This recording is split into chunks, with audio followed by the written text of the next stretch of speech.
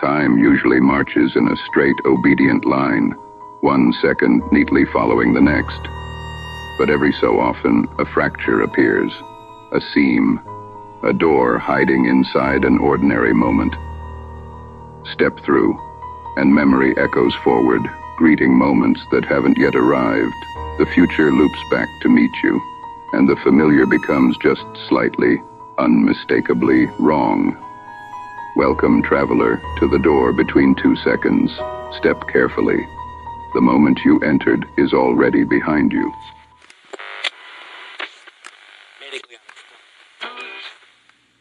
They said the new retinal-assist implants were safe. Just a soft layer of nanofilm over the eye, improving night vision and contrast. Nothing dramatic, nothing invasive. A routine upgrade for people who worked long hours in dim spaces. That's what Lena believed the day she signed the consent form at her lab. She didn't expect her eyes to start praying. It happened first on a Thursday evening, long after everyone else had left. Lena sat alone at her workstation, calibrating photonic chips under the dull hum of the shielded lights. She blinked once, twice, and on the third blink, a pattern burst across her vision. Not light, not after image, not an error, a shape. Angular, recursive, shifting like a geometric whisper. It lasted only as long as the blink itself, no more than a sliver between 2 fractions of a second. She pulled her head back, heart thudding. When she blinked again, it vanished. She chalked it up to exhaustion. Her job had a way of making people see things. Most of the researchers joked about quantum floaters, imaginary illusions caused by staring too long at entanglement readouts. But the next night, at the exact same time, Lena blinked, and the pattern appeared again. This time it changed. A sequence of shapes flowed into each other, each one subtly more recognizable, as if trying to communicate in a language just at the edge of comprehension. A line bent into an arc. The arc folded into a loop. The loop doubled back into a symbol that hummed with something that felt like intention. Lena gasped, her breath fogging in the cool air. The symbol lingered a moment longer this time. She ran diagnostic software on the implants. Everything came back clean. No glitches. No electrical anomalies, no sign of interference, but the signals didn't stop. On the 5th day, the blink images were no longer abstract. They resembled maps, branching diagrams that unfolded across her closed eyelids like neural blueprints.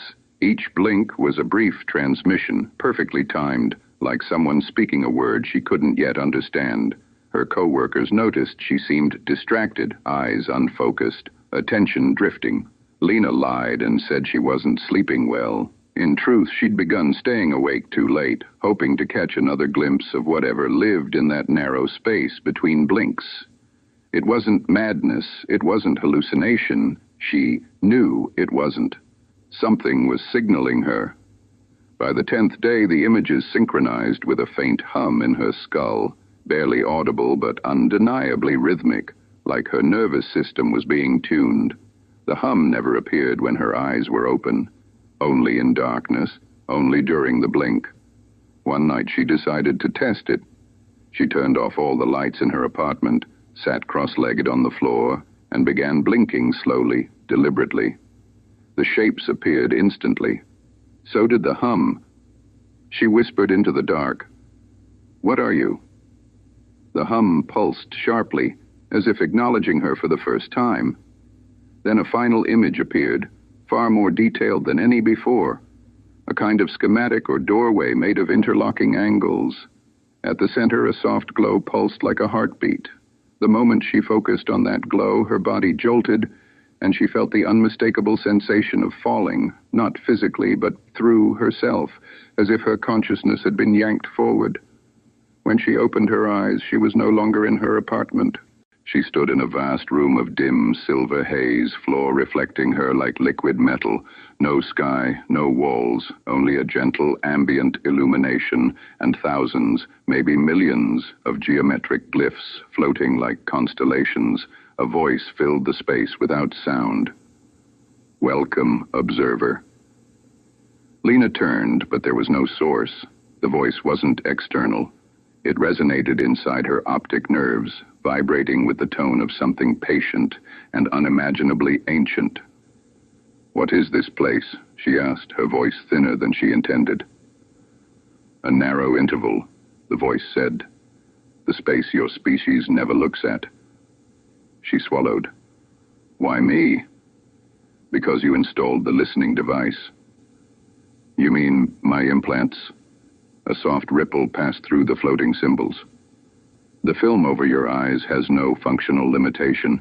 What you call an implant, we call a window." Her stomach flipped. A window to what? To the unobserved. The symbols around her rearranged, folding into branching pathways, timelines, she realized, thousands of variations of her spreading and splitting like veins of mercury. Each version drifted with slight differences. Lena wearing a different coat. Lena working at a different lab. Lena who had declined the implants. Lena who never made it past childhood. The implications hit hard. "You're showing me all the versions of myself?"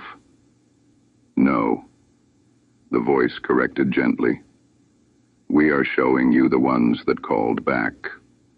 A cold shiver ran down her spine. "You mean I've seen you before in other timelines?" "We broadcast continuously. Few ever install the window. Fewer still pay attention." The symbols pulsed, drawing closer. "You noticed the signal. You understood it was not an error. You asked a question." Lena stared at the shifting constellations of her own possibilities. "What do you want from me?" The space brightened, subtle but warm, almost comforting. "To complete the connection."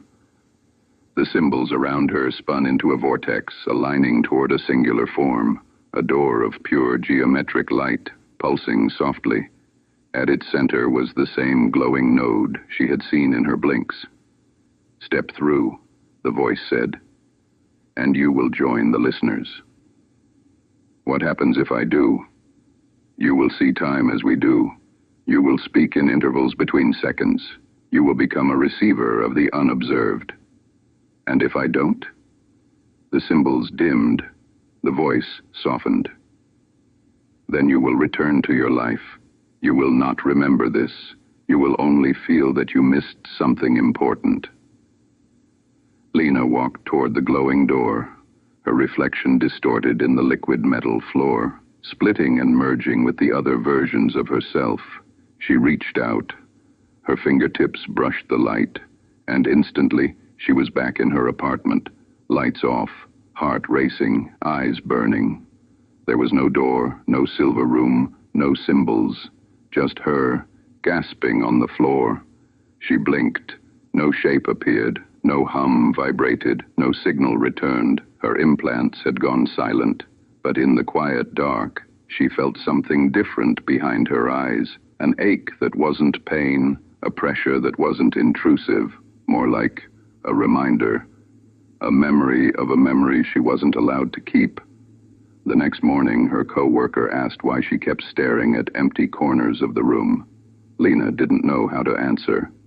Because she wasn't looking at the corners. She was listening for the hum, waiting for the signal, watching the space between blinks where something had once spoken to her.